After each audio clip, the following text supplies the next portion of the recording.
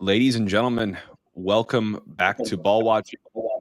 We have a dual episode for you all today to focus on the recap of last night's fixture away to Vancouver, the loss there 4-3, and a preview against whoever's next. San Jose now, who is the worst team in the league. You'd be surprised. Yeah, it's not us. It is San Jose. So they are going to come to City Park at the midweek. Again, Justin, I feel like we try to keep it relatively light in these especially dark times for the team, but I'm excited to get into today because last night was a very interesting match. There's so much to talk about. I'm excited to talk about it. It was an exciting game to watch. I feel like we've had a lot of ties this season, some 0-0 games where we haven't scored, and this was not the case for any of that. Unfortunately, it didn't end the way that we wanted it to, but there was a lot of highlights, I would say, but definitely some glaring lowlights that I'm excited to talk about. Yeah, we found a new way to lose in this one, actually. This was not the newest. We haven't. It's not that we haven't done it this season, but blowing a 2-0 lead is just something we haven't done. I don't know if we've done it this season yet, have we? We have never. I mentioned it literally in the game because I said if we score 2 goals, we have not lost a game. This was our first game that we've scored over 2 goals. I said it in the preview. Go back and look at it. Literally last episode, we had 20 wins and 6 ties, and we had scored 2 goals. Breaking records in the wrong way this season. So, all right. God, I'm going to go back and clip that. That's bad. Yeah, you should. I thought there was something there, so I'm glad you mentioned that. So, all right, Justin, let's just start at the top here. Starting 11. This is not an 11 that would incite much fear in me if I was an opposing coach. It actually incited a lot of fear in me as a supporting fan. And that feeling of suiting up 4 fullbacks as a back line, a makeshift back line, injuries, of course, I get it. We're absolutely hamstrung at this point. It's crazy how many guys. This whole team is made of glass at this point. But to field the back 4, plus coming in with Lund, obviously Berkey's played a long season already, not getting much support. I actually was okay with the Lund start. And I don't think he played that poorly either. I mean, the results don't do well for him, but the back line of Watts, Marcanic, Nerwinski, and Totland, I want to hear your thoughts. It was scary. And you know what, Jake? I understand maybe giving Lund some minutes here, but do we not remember that the only game he's ever played for us was in Vancouver and we lost 3-0. Like, if you're that guy, I don't want to take the field in the exact same spot where I already gave up 3 goals. So I was actually going to ask you this. Like, yes, maybe we need to give Berkey some time here or there, but an away game, I don't think it's there. My question is, and I probably need to do a little more research now, does Berkey not play on turf? He has played on turf. He definitely has, because he's played in Seattle. He's played in. All right. Did we go to Charlotte yet? I'm not sure, but we've played games on turf, and I feel like he's played. I did see a comment last night, and that's a good. Maybe he doesn't want to, and that's like, okay, well, turf plus you're tired. Let's go ahead and throw Lund to start. I worried a little bit. Again, injuries to the side. This to me felt like I don't know, dude. I want to say, like, let's get a look at Lund more, but like, what's that going to change? He's not going to supplant Burke at any point. I want to focus on the back 4 because this tells you, as good as the reinforcements are that are coming, we have a young center back coming. That's it. From a defensive side of the ball, we can't keep Nilsson healthy. Parker seems to have these, nagging, small, more minor injuries throughout this season. Yarrow, no idea. Didn't even make the bench last night. I didn't see any reports on him prior, so I don't know what's going on with him. I think this is a failure on Lutz's team to give this team enough cover at center back, shipping off Bartlett and letting go of John Bell at the end of the season and not effectively replacing either for the run. I think that was a mistake, and you can't predict injuries, but you kind of can. Like, you can assume they're going to happen over the course of the season, and I think having to play with that back 4 is a worst case scenario. I wouldn't trust any of them. I'd rather have Durkin play center back. I'd rather have a lot of different players play center back than Marcanic or Nerwinski. Dude, he was playing center back in one of our goals. I have a note here on that too. It's like, I don't know on the last goal that they had in the 90th minute. I don't know where our guys were. I understand it's a long game and we were trying to get up and get a goal back, but Jesus, like, leaving him back there. And I completely agree.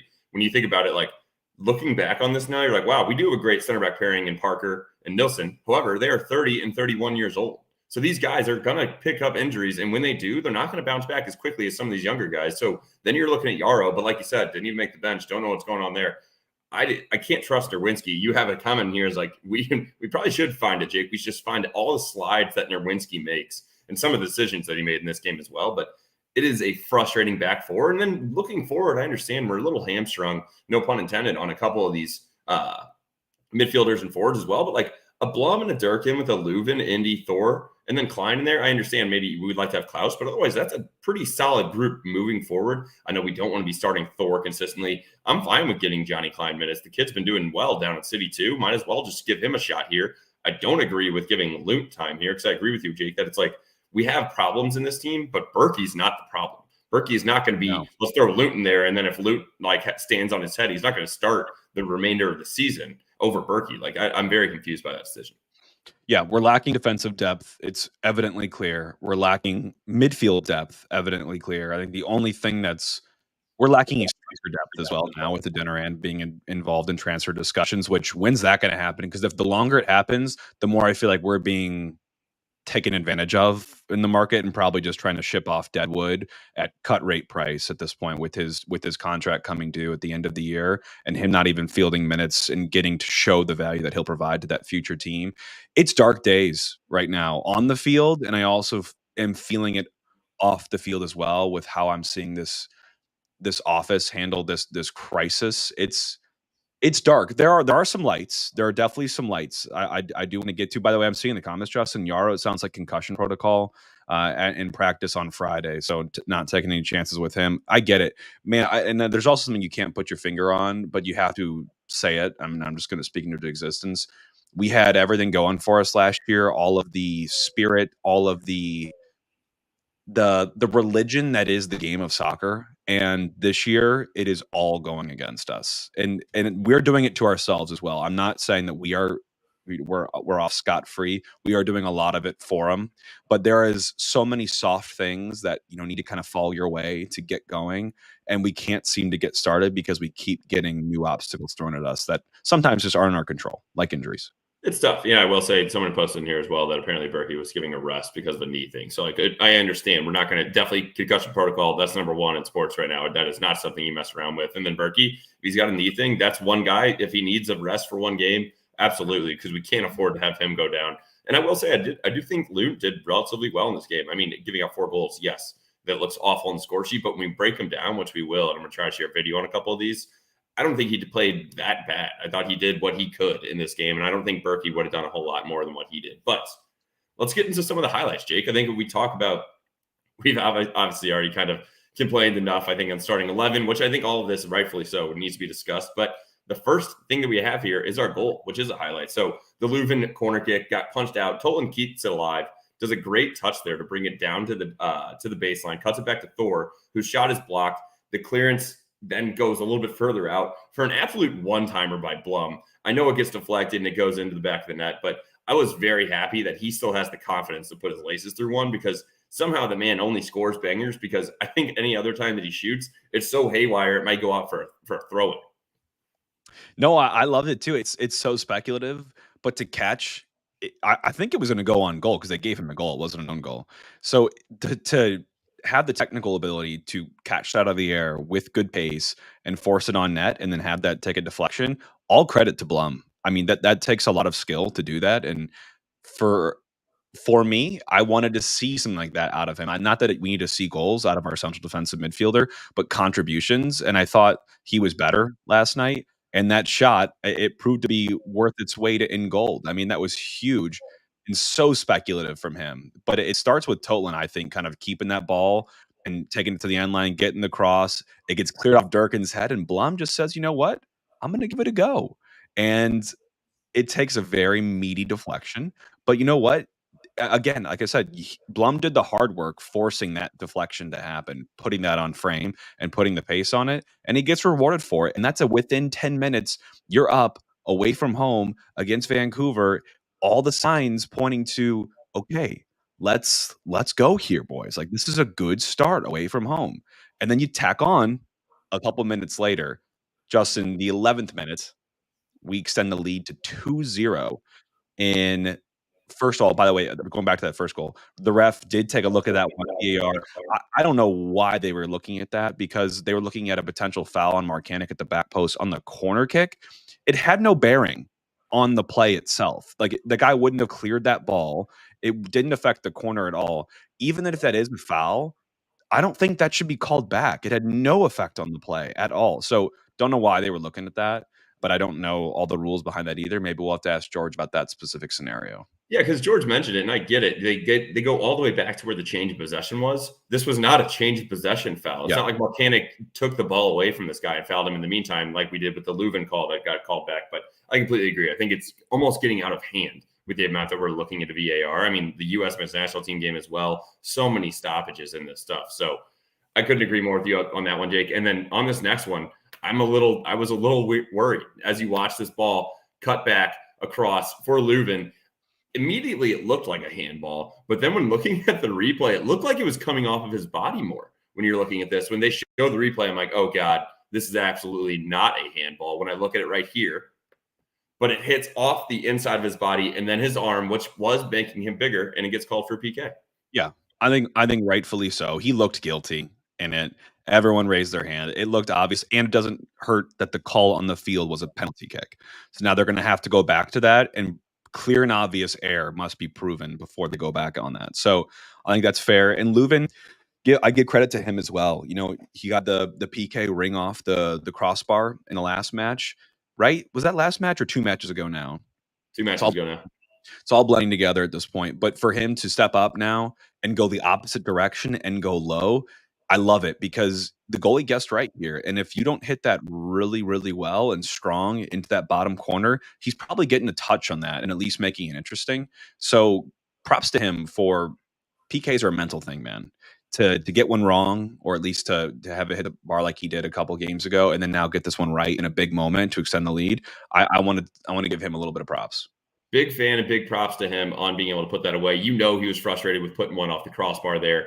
The only thing that I will take back on this in totality is his haircut, dude. What is going on? Did you see what they posted? Like, Lint was like, this is no longer Edward. This is Eduardo. And like, he's got like a middle part and short hair.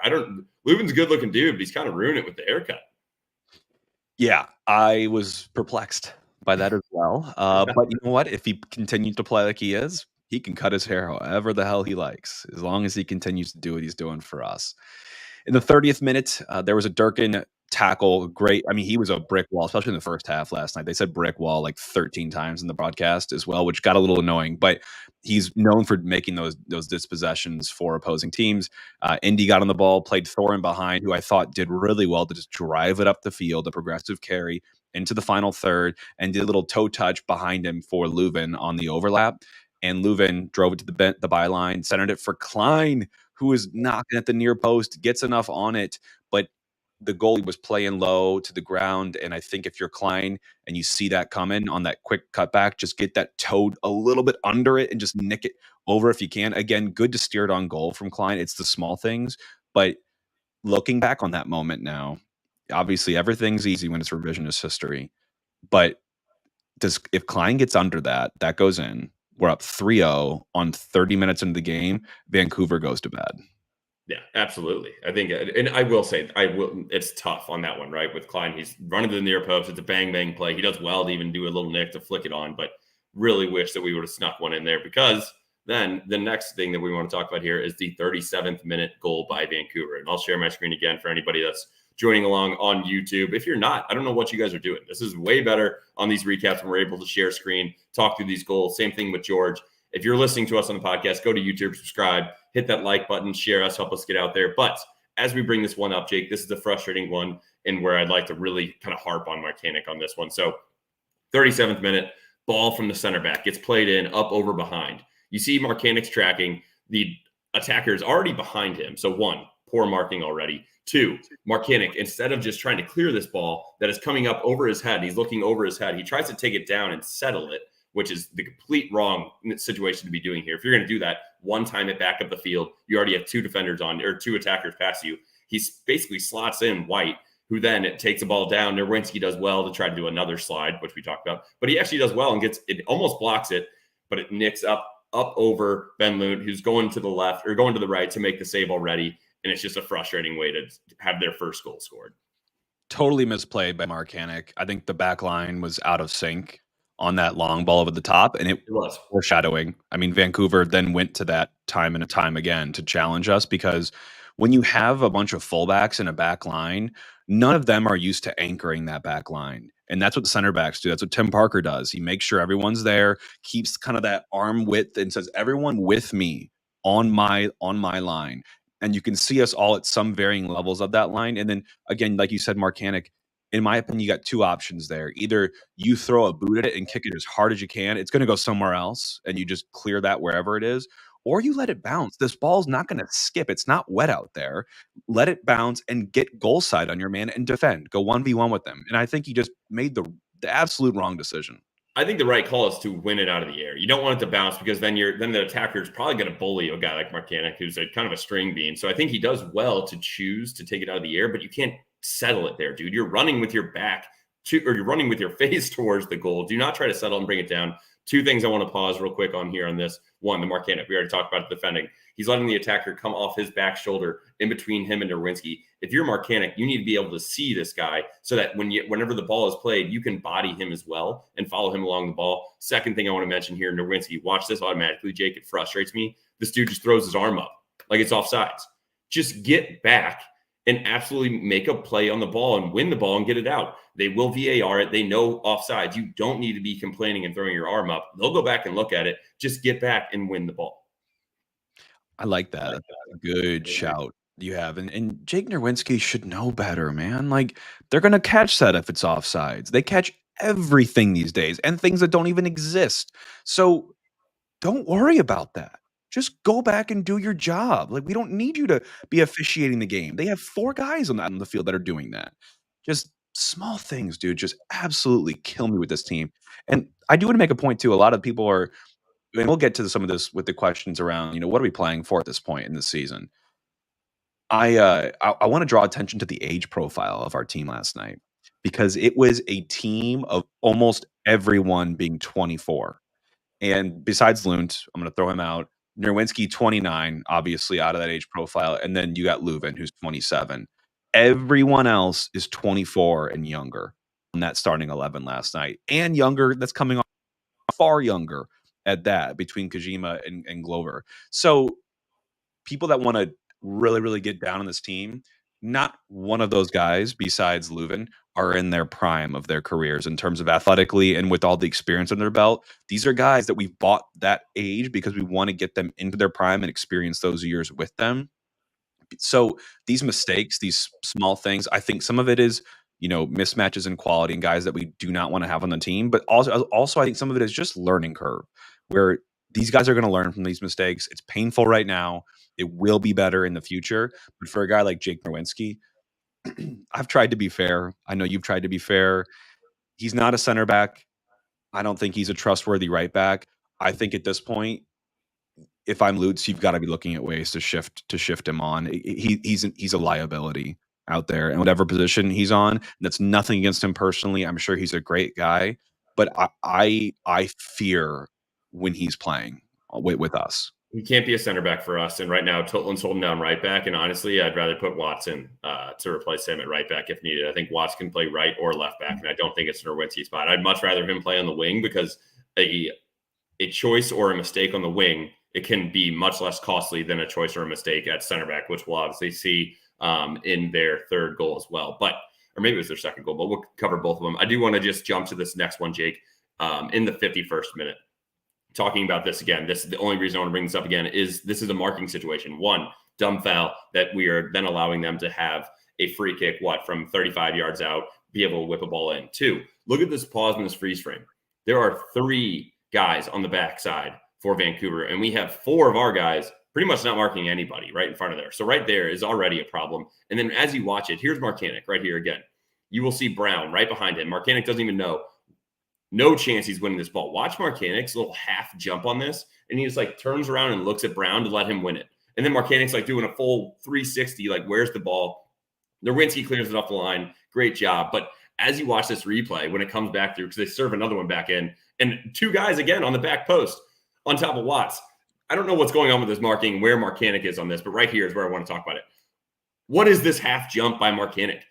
Like, you need to get meaner, dude. Like, if you are going to be marking someone like this, Brown is absolutely going up to win this. He falls in between him and Thor. I think Thor should probably be getting up higher on this and trying to win this as well. But Marcanic just does this little half turn, like, oh, yeah, where's the ball? It's off the crossbar, buddy. You need to get up and win that. I couldn't agree more. Just again, looking at our center back choices last night between Jake Nerwinski and Anthony Marcanic, both are, I mean, the whipping boys of most City fans. I mean, everyone loves to just rip on these two. And last night did nothing to help either of them. I mean, I almost think Carnell's kind of putting them in a position to fail. There's no way either of them, I know they've acted like Nerwinski can play center back.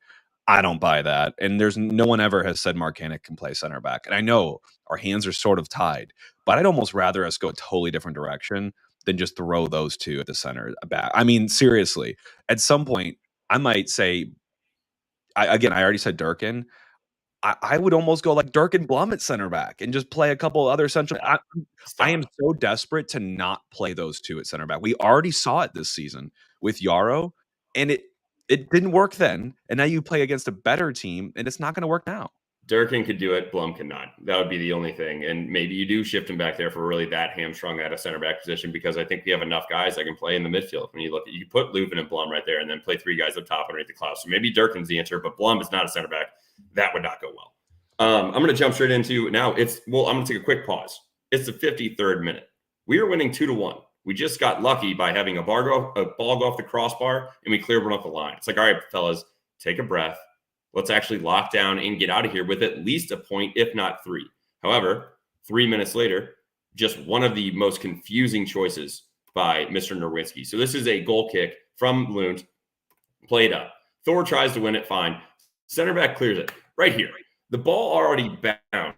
Nerwinski is 35 yards out. So there's no pace on this ball. If it was a ball in the air, the one-timer, he may have enough pace to get it to Lund. However, it already bounced. You're not going to get the power on it. This man tries to do a Van Persie diving header to head it back to Lund, and it goes 5 yards. And then you're really struggling. Then Totland's like, all right, I got two guys on me. I got to try to do something. I think he does try to do what we were talking about with Marcanic, where I think he tries to just do a one-time clearance, like just get the ball out of the area. That's fine. However, he mishits it.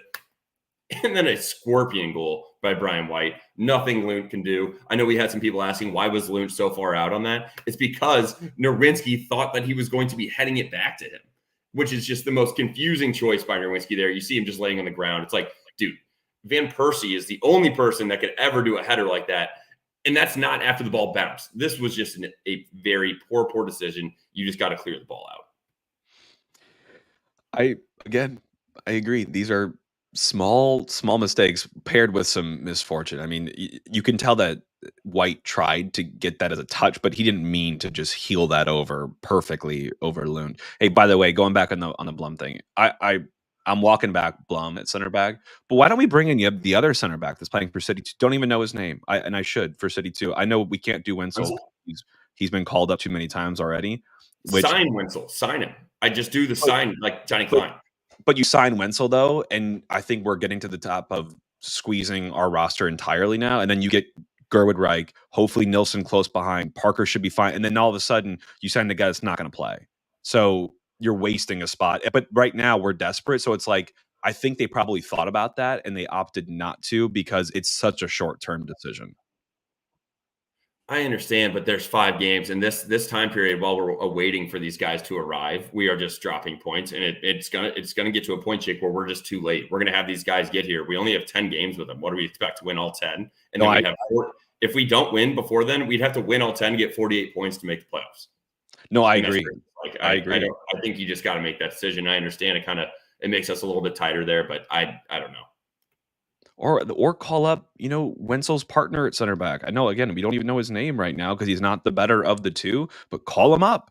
I mean, you could have a short-term agreement for him. I'd just rather have a center back playing center back than anyone else. You know what I mean? It's not, you can't just shift people into that. It's a hard position. So I am very, very well aware.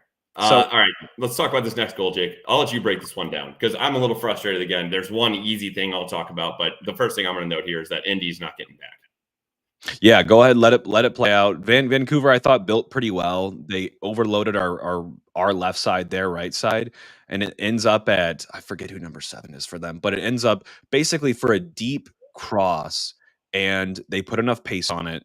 And my big problem with it is that it's into White to finish out his hat trick with I think his best goal of the game, his actual like real goal of the game. And my problem with it is that actually I think Marcanic and Nowinski are in good positions to start. But where White is where you want to be as a striker, is right between them. But if you're one of those two, when that cross gets served in, you've got to be body on body. There is no space. There's no breathing in the box when that cross is served in there. And he is perfectly let to be right between them two. Not neither of them are tight enough at this point when that ball finally gets in there. And he just nods it home far post. Great finish. Lund can't do anything about it. But if you're one of Marcanic or Nowinski, great starting position is great, but you've got to finish it, and someone's got to lean into him physically, disrupt him. He can't perfectly nod that home, or you win the header and get in front of him. I think it's a soft goal from a defending perspective, but quality from Vancouver to make us pay. Great ball in. I do think I'm going back to that. I think Indy needs to be back further and being able to win this ball and not doing a half chance there. He needs to just, I know he's tired, but you got to get back in position and have these guys be in front of you, not behind you. Great ball in. Again, another one right here, Jake, as I play it. What is this half jump by Marcanic? What are you doing, dude? You got to get meaner and you got to get up to win these balls. Like he's in it, like you said, he's in a good position, but watch this play out. That's your ball to win. Absolutely, 10 times out of 10. You just let it fall right to Brian White in between them. I don't think that Nerwinski needs to win that because I think it's going right over Marcanic. And I think Nerwinski can maybe just get a little body on White to try to knock him off from having a great header, but that's got to be a ball won by Marcanic in my opinion. Yeah, anything better than what we saw. I fully agree. We did get our consolation goal to make the scoreline look a little bit better, and Thor got his goal in it. In the 90+3, we had a consolation via Thor after Kojima played a pinpoint crossfield switch to Endy. Endy centered the ball with pace to Thor, who was crashing near post. And kind of similar to what we talked about with decline chance earlier in the game, Thor did well to get his just a little bit lifted and in the back of the net on the near post. It's a striker's finish. And to see Thor have that after logging a full 90, how many of those has he done since he's been with us? I'm not sure. And he's only scored one other goal before that. No goals this season. So I loved it. I thought that was a great finish. And it parlays well for me into heart and soul of the match. But before we get there, Justin, stats wise, Vancouver just had the better of the play last night. I mean, pretty much end to end. They looked dangerous, constantly running at our back line. And from the first half to the second half, I think they kind of tried to play through us in the first. And the second, they actually, kudos to Sartini and co for switching tactics, something that I don't think we're able to do mid game at this point. They decided to go over the top and they wreaked havoc on that back line. I mean, made it nightmarish defending scenarios for Nerwinski and Marcanic looking at balls over the top. So we sorely missed Tim Parker last night. And I mean, Vancouver was better for it, man. They absolutely pounded us from all the shot statistics. XG, they had more on open play and on set play. They were dangerous. We knew that going in, yet we still allowed it and made dumb fouls, in my opinion. They had the better of possession, which normally wouldn't worry too much about, but they actually had the better of possession, period. Like whenever they had the ball, they were dangerous on it for the most part. And we went minutes without touching it. But do you notice, Justin, last night, we set off a little bit more. We were not our same team last night. I don't know if it's a personnel thing or a tactics thing from Carnell, but we definitely engaged them at a much lower part of the field than where we normally defend, which is higher up. And I think that was on purpose. And I kind of got it, but it ended up not working out for us still. So I wonder, looking back on if that was the right decision. But you notice we kind of did more of a mid block last night. I think the reason for that, Jake, is knowing how high powered of an offense that Vancouver has. And if we try to press and we let them break us down real quick and we're out of position, then we're reliant on Nerwinski and Marcanic, which obviously we had to be anyways, but we would have been more reliant on them. And Brian White would have absolutely put us to bed. I do think it's frustrating game. And the fact that I don't think any of the goals were really that great of goals. The Brian White header was great, but we should have cleared that. And then the scorpion kick and then the deflected shot. So a couple of those things, it's a frustrating, but also like our goals. We got a PK. I mean, we snuck one in on a Blum deflection, and then we got our consolation goal, obviously. But just a frustrating game overall. When you look at the XG, they had a 1.59 to our 1.75. The biggest thing on this, Jake, is we were up 2-0 and we let it slip through our fingers. We got to get a point. If you score first up there, I think that's an automatic. Needs to be at least a draw. We score the first two, I think you got to get a dub. And if at the very least, if you're hamstrung on injuries, we get out of there with a draw and just not picking up any points. It's disappointing. Can't kill games. Never have been able to since we started as a team. Haven't figured it out this season. We haven't had to even be in that position much this season because we haven't been winning in a position much at all. But when we are there, it's grenades, man. Everyone's passing this ball around like, I don't know where to go. This team's gonna come right back down. It's scary out there. It's possession is awful when we're playing up on the ball. Two things before I get into heart and soul of the team. Actually, I'm gonna do one and then I'll get into mine. Brian White, 3 goals last night on 0.3 XG. He was a monster with the chances that he was given last night, with some good fortune as well. But my heart and soul of the team last night, I see yours, Justin, and we'll get to yours, but I'm going to give it to Thorson. Lubin's the easy answer, but I'm going to give mine to Thorson. He got his goal, and I think he's kind of starting to hit gear, and he started in the 9 last night. For anyone wondering where Klaus was, Klaus is out for the next 6 weeks. So in case you didn't think this was bad, it's worse. So we are not going to have him until probably post Leagues Cup. So this season is probably potentially over, or we're surging by the time we get Klaus back. And I think Thorson is probably your starter until we get Hartel and Toyhurt into the team. So to see him get his goal, despite it being consolation, he generated 0.58 XG, wasn't overly involved much in the first half, but he is running in behind. He is posing a threat. I want to see more of Thorson, and I have not said that before. Yeah, I'm not going to say it. I don't want to see more of him. Unfortunately, I think he had a fine game, but I don't want us to be relying on them. I thought Luton had a good game, but my heart and soul juice player, quote unquote, of the match is anybody that stayed awake for this one. 9:30 p.m. and then just watching us go up 2-0. It's like, oh, this is exciting. We're going to get there. And then just staying awake for that entire second half when we absolutely just fall apart. We're in the 53rd minute up 2-1 and we can't close out. Disgusting. So all the fans that stayed awake, you are the heart and soul juice players of the match. Go to souljuice.com, use code ballwatching for 20% off. You can get it at Schnucks, Deerbird, Straub's, Costco, Sam's, Mobile on the Runs. Go get some soul juice. It's hot out there. Stay hydrated. It's also hot in here. The boys, despite the result, did get in the green with both of our bets. Justin had the early cash with the city over 1.5 at plus 160, bringing you back over into the green money for the year. And I had the over 3, which also didn't appear too much to be in doubt for most of that game at minus 110. So we both hit our bets last night. I predicted 3-1 W, obviously wrong, but I did predict our goals right. And then you had the 2-1 W. Which was obviously wrong as well. So, Justin, I'm going to pivot us here because I know we're about to go into the San Jose side of things. San Jose, we're going to keep it lighter on because you know what you're getting from San Jose. But I do want to talk about 2 questions to kind of get us into this. Okay, we are now 20 games into the season. There's 14 left in the MLS. There's Leagues Cup as well, but I'm not going to put that to the side for now. I mean, it's do or die time. You have 19 points on 20 games, basically a point per game clip right now, and you've got to find a way to generate 25 in 14 games. You need 25. 45 is probably going to be the line. And for people wanting to write off this season, I get it. I still think we're trying to make the playoffs. I think to do that, your reinforcements have to be impactful from day one when they get here. And I think before that, we have to probably get 2 wins before they get here. And from then on, there is minimal room for error. I think you've got to be wins mostly with a couple draws smattered in there, maybe a loss or 2. That's it from the run in. So this run in is going to have to be something that we've never done before. Maybe this run in for this year is going to have to be like our beginning from last year. That's what it's going to have to be for us to make the playoffs, I'm not even saying like we're not talking home field anymore. That's gone. I mean, barring miracles, that's gone. We need to look at this line now. 25 points, basically now 26 really with 19 points to collect so far. 26 points now we need in the next 14 matches. So it's got to start now. I don't think we're turning the page yet, but we're not far off. And I say turning the page, looking ahead to next year, giving guys looks, giving guys minutes, and trying to get a feel for what this roster might look like in the following season. I don't think it's putting the season to bed yet, but the more we do this, the closer it gets.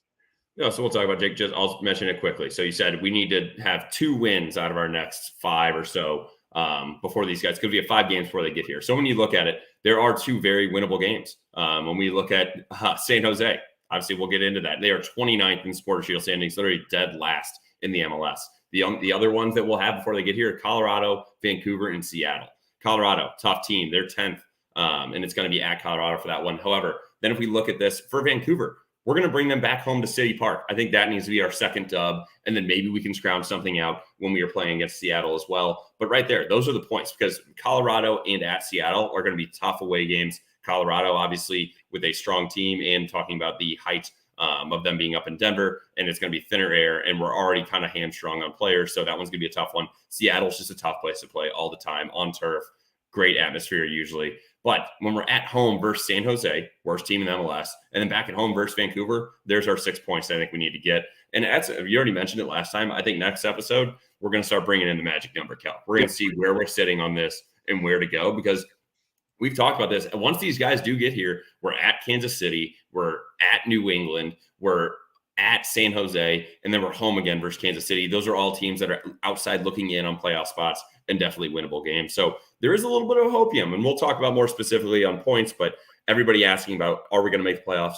We probably need 45 points. So right now, where you're looking at this Porter Shield, or if you're just looking at the standings in general, we're sitting here right now with 19. It's looking a little bleak right now. So what do we need? 26 points in our next, 14 games? We'll start to show you what the math and where we need to pick these up, but it's got to start happening now, and it's got to start on Wednesday versus San Jose. And I know that we're so biased here. Even with this roster as depleted as it is, I think it's possible. And I especially now knowing those reinforcements are coming, and especially if they're going to be impactful from day one. But with the strength of schedule, we can do that. We absolutely can do that. It's will we do that?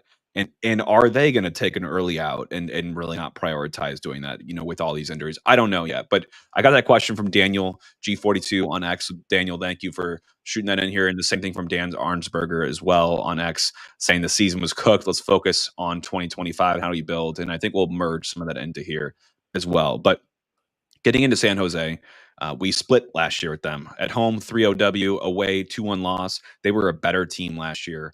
They got rid of Cade Cowell, who went to Liga MX for $4 million on, I believe, Cruz Azul. No, joined Chivas. And then they had a couple more incomings and outgoings, but no one that I think need to mention. The one incoming I wanted to actually call out was Vitor Costa, who's been a great left back for them since arriving from a Portuguese second division side team. Like we said, this year, forgettable. 3-15-2 last in the West with 11 points, and they just got the brakes beaten off them by the Galaxy last night, 3-0. So home record 2-7-1, away record 1-8-1. This one is going to be fun. Goals 429, goals against 54. The Jake, worst. This little stat that I have here is one of my favorite things. I'm like, 54 goals. We're just over halfway through the season. Last season in the MLS, only 4 teams gave up more goals in the entire season than San Jose has given up already. And where are these coming from? It's actually coming from, they had a 3-1 dub against LAFC, one of their 3 wins. Then they lost 6-2 versus LAFC. They're in LAFC's first in the West, obviously. 4-2 loss for Cincy, second in the East. A 3-1 loss and a 4-3 loss 3-0 loss. Oh, yeah, they played them 3 times already, the LA Galaxy. That's tough. 3-1 loss, 4-3 loss, and a 3-0 loss last night. They're second in the West. Oh, God. Just giving up in one season, they have given up 10 goals to one team. I think if we lose to San Jose at home, I'm ready to write off the season. Actually, I'm going to put my stake in the ground. I'm ready to move to 2025 and start planning, because you can't. You just can't. I don't think they're as bad as the stats are saying, but it's not good. I will say the brightest light they have for them is Christian Espinoza, keeping them alive from a goal scoring perspective. He's their right winger. He's 29-year-old Argentinian designated player. 3 goals, 10 assists, started in all 20 games for them. In the MLS, he's number 2 in assists, number 4 in key passes that are leading to shot, number 1 in crosses into the 18, number 1 in corner kicks taken, number 7 in progressive carries. He's the lifeblood of this team. Like, if you want to look at anyone that's carrying them right now, it's Christian Espinoza. Just gives them a shot at a game. He's literally like Ronaldo and Al Nassr. And because I can't even name anybody else that plays in that Saudi league, that's what he's doing for this team. And he's giving them a shot, and they still have no shot. It's sad, unfortunately for him. You mentioned Victor Costa, 29-year-old Brazilian, starting 15 of his 18 games played, 2 goals and 3 assists as a left back is pretty impressive. Tied for number 1 in dribblers tackled for defensively, and also number 7 in tackles in the MLS. So he is one that is not only getting up and down the field with his two goals, 3 assists, but also a stout individual defending guy. Yeah. So you're going to want to go down the other side in this game. You're going to go down our left, their right in this match. Stay away from Costa. They also have a new center back as well, and Rodriguez, a Brazilian. But they are missing some guys on international duty. Carlos Carrezo, central defensive midfielder for them. But the biggest thing I want to talk about for injuries is their goalkeeper situation. Both their 1 and 2 are out, and Daniel, who is the number 1 they brought in, has been out for most of the season. And their number 2, then JT Marcinkowski, got hurt as well. So they're on their 3rd and 4th goalkeepers who have both gotten starts. It's dark times between the sticks for San Jose. These guys are just getting pumped. And they just fired their coach. They brought in interim coach Ian Russell, who was already with the team, a longtime assistant coach, played over 100 matches for San Jose in the early 2000s, then went on to coach it for Reno in the USL, was really successful there, won Coach of the Year in 2020. But he was named interim head coach after they fired Luchi Gonzalez, who collected 11 points in 19 matches, conceded the most goals against at 51 that time, 0 clean sheets so far this season, and they've dropped 20 points from winning positions. So it was bad for San Jose, and it's looking like it's more of the same after what happened last night. Yeah, very quickly, Jake, we'll just run through their offense and defense. But generally, their last 5 games, draw, win, loss, 0.4 points per match in away games and a minus 14 goal differential. If they do have any positives and strengths in attacking, it's from counterattacks and set pieces. That's obviously a team that when you talk about that, it's literally because they can't play through teams. So their away form of a 1.25 XG is actually 16th in MLS. So they're just not finishing as much.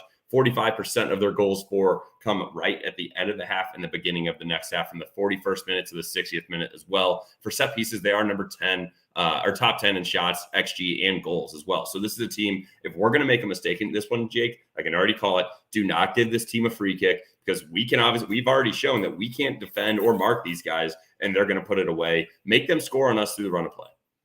Agreed. Crosses, corner kicks are going to be a big thing they want to focus on. They've taken a lot of both of them, top 10 in crosses into 18 and top 3rd in the most corner kicks taken. So crosses, you've got to be tenacious in defending those. We were not last night. We're going to have to be on Wednesday night to get out of this game unscathed.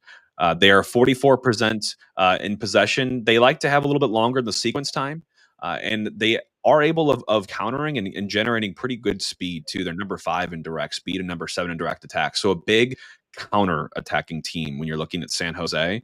Defensively, 2nd worst expected goals against in the league, and they've conceded 2.68 goals against per 90, obviously being the worst in MLS. When those goals are being scored, over a third of them are the final 15 minutes of the game. They've let in the 2nd most corner kicks this year at 6. They've let in the most penalty kicks as well. And set pieces in general, they're tied for 5th in goals against. So it's an opportunity for us for attacking, and it's something that we need to take advantage of and be better on defensively when we're looking at their attack. They're a top 10 in tackles team. They play a lower block, so more defensive third type tackles. Number 1 in clearances, a lot of no nonsense, not a pressing team. And when you get to the goalkeeping situation, I see that smile cracking on your face, Justin. It's abysmal, man. It's stats I've never seen before. Post-shot XG minus goals against of a minus 13.8, which obviously it's tough, dude, right? When you're talking about like Daniel's their main guy, he only played in 4 games this season. And then now they're looking at Will Yarborough, who's played in 14 of them, and Jacob Jackson, who's played in 2 of them. They're the backups 1 and 2 right there, obviously.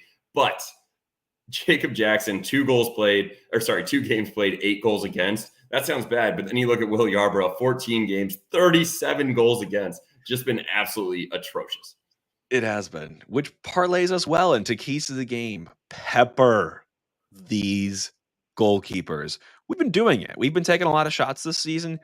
Continue that for this one. And I don't think you can be as selective. Like, just rip it, test these goalkeepers. They're getting absolutely pounded this season. And I think we can hopefully continue that. Defending set pieces and counters. That's their two favorite avenues for attack. You've got to get bodies back. When we give up the ball and we concede possession, get numbers back to defend. Do not make it easy for them. And that goes as well for dumb fouls in and around the box. This team likes set pieces. They like corner kicks. Do not give them anything. They struggle to make anything. Do not give them anything. I think the last thing I want to say is meaningful possession. They will offer little to no threat in the final third for us. So I think we need to be able to make the most of our possession that we have because they'll have a lot of it. So when we do get a chance, put your foot in the ball. Take a little bit of the gas out of the game, slow it down, and then proceed. Like, we need to have some composure when we're on the ball. Absolutely. And this is one, I think the main key to the game for me, Jake, is still no dumb fouls and just get back on defense. We're going to be at City Park. The goals will come. We will score goals. I understand that we're still a little bit on an injury side. We will put away goals against this team. If we don't, it's embarrassing. But we're at home. We're going to score. But Jesus, just do not give up a dumb free kick, a dumb PK, or anything, because that is where this team is going to look to finish on us. They are not going to score on us through the run and play. So now I'm going to bring us into the Hoffman brothers starting 11.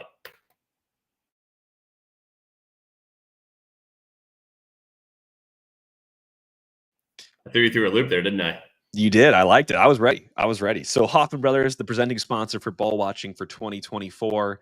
And boy, do you need them this time of year. It has been one of the hottest weeks I can remember in St. Louis for a while, but I am all the better for it with my home protection plan, courtesy of Hoffman Brothers, and having them out here to do my tune-up and taking a look at my AC. It's not too late for you all. We're going to ebb and flow all throughout the summer between the exquisitely difficult heat and some of these little breaks that we get here and there. So make sure that you have them out, you have them on your home team defending your turf because your home needs Hoffman Brothers.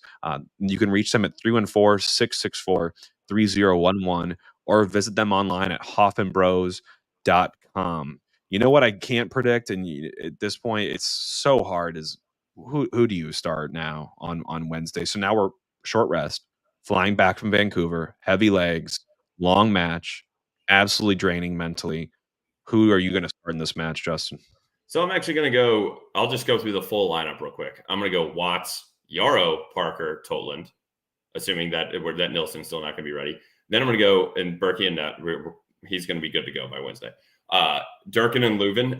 You have Durkin and Leuven here. I'm going to go Durkin and Blum. And then I'm going to go Indy, Leuven, Kojima, Thor up top.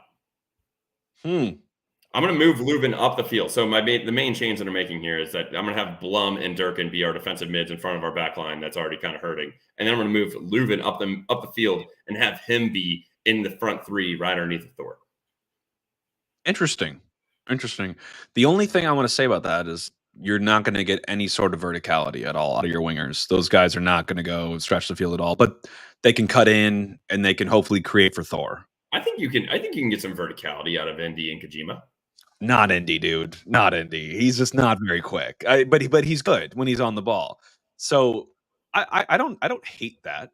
I think I'm a little hesitant to put Kojima out wide, but I would like to see what he can do on a wing, taking some people one-on-one. I think he does very well to get that. We talked about it. He does very well to bounce the ball, get it out wide, get it off his feet, which I love. And he's very quick, like an AZ was last year. I'd like to see if we give him a chance out wide, if maybe he can kind of fit into that wing role, because when he played at Wake Forest, he was a left back and a right back. So I do think that I would like to see him get a little bit of winger depth on this. I like your back four. I'm going Berkey and then Watts, Yarrow, Parker, Totland. I think Parker should be good to go. Hopefully by then. He made the bench last night.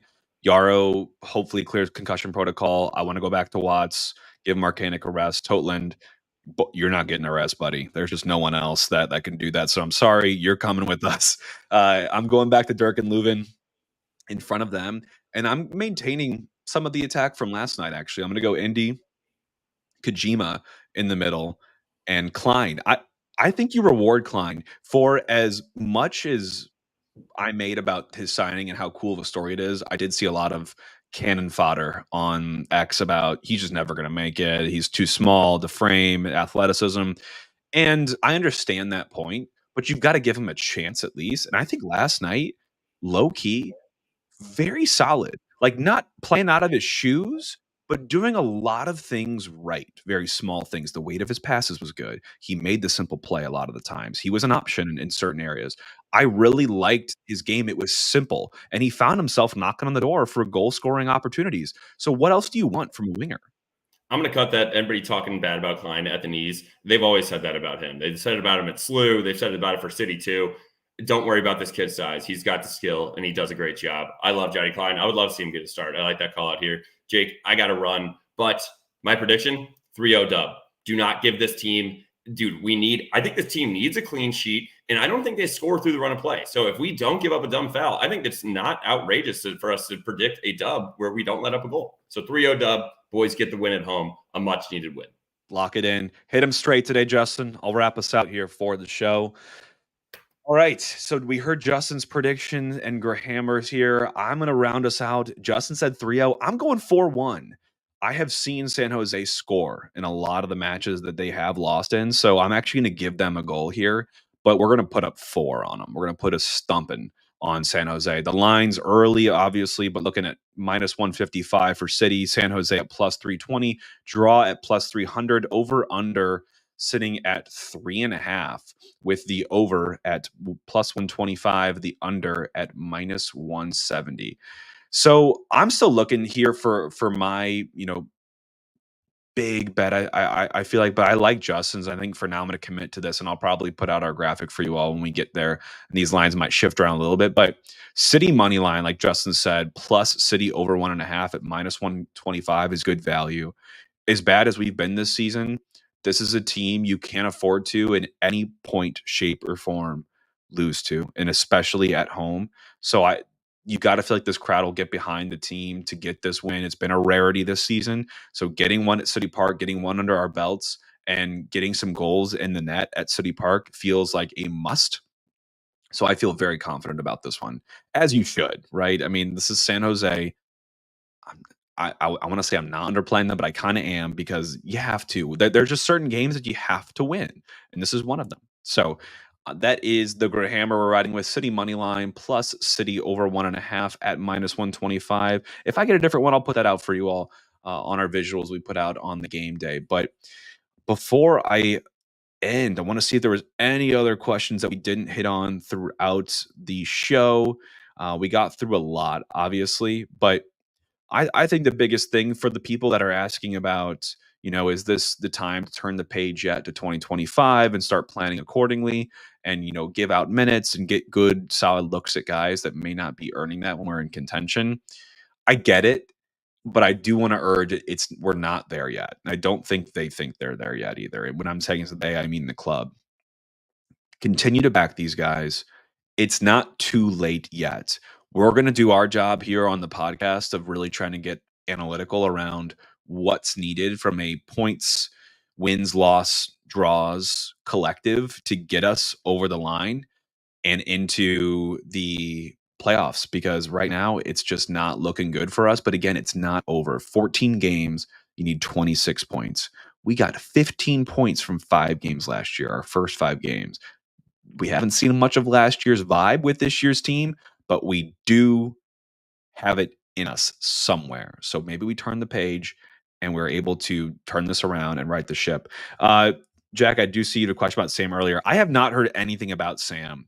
Uh, I wish we had him as an option at this point, just as a striker, because we don't have one to play, and we're just relying on Thorson here, with Klaus now being out for the next 6 weeks, which we didn't talk too much about the show, but that's just demoralizing. I mean, what else do you guys want to throw at us, soccer gods? But it sounds like they're going to hold Sam out and just maintain his health as they deal with these negotiations. I would be shocked and very worried if we do not have something sorted in this next week or so, because you're now going weeks on these negotiations and we're going to get taken advantage of. We're losing value the longer this drags on. Last thing I want to say, for anyone that's made it this far, Copa America is still going on. The U.S. plays Uruguay tomorrow night in a must-win match. Absolute must-win match. They got done dirty at Panama. Did not do the job. Early red card. Things went very poorly for the team after that. But your work's cut out for you. Panama has to go play Bolivia now, they're probably gonna win that game. Bolivia's been the cream puff of this group, and Uruguay's been the contender that's in this group. And we have not decided who we want to be. We always talked about Copa America being this launching pad for the US men's national team to finally get this marquee win that signifies that they're ready to go in the World Cup and make some waves. Well, people would have thought that'd have been the next round in the elimination, rounds, the knockout rounds, playing one of Brazil or Colombia, depending on if we finish top of the group or second in the group. Well, there's a chance that we're not getting out of the group if we don't win against Uruguay.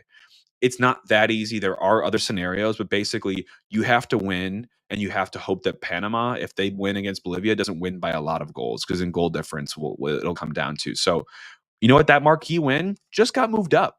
We're going to have to defeat Uruguay in Kansas City and against a very good team who is number one in World Cup qualifying right now in South America for CONMEBOL qualifying. So work's cut out. They know what they have to do. Backs against the wall. For any St. Louis City U.S. men's national team fans, I'm sure there's a lot of you. I'm one of them. Have faith. Man, it's tough days. It's tough days to support these teams when they're playing like they are. But you know what? You've got to be through the thick and thin, and it'll be great on the other side when you finally get there. But we've got to be patient and we've got to just be good fans here. So I think for now, I pray for you all in the mentality as we head into tomorrow. I don't know if I could stomach another like just brutal defeat for one of my sports teams, but it's possible. But let's hope the men's national team just brings it tomorrow on Monday against Uruguay.